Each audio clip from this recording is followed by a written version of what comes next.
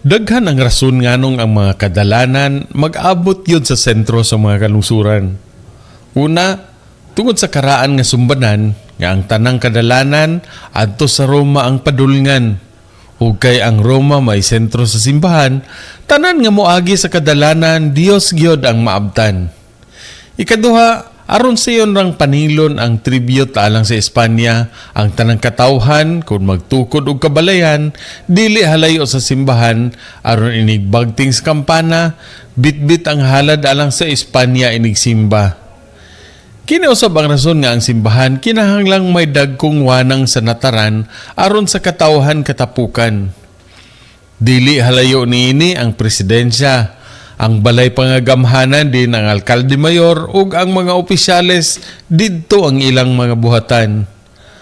Gawa sa simbahan, kumbento ug presidensya nga maglibot sa plaza, anaa po didto ang eskwela de niños ug eskwela de niñas, ang merkado ug ang inang-angan, ang agianan nga magsumpay sa simbahan ug sa mga kabalayan.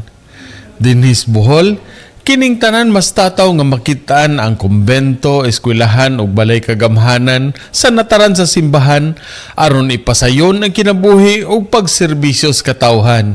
Gikan diri sa Plaza sa Luway alang sa kapistahan sa Santissima Trinidad, alang sa Maayong Balita Central Visayas, Ray Anthony Chu, PIA Bohol.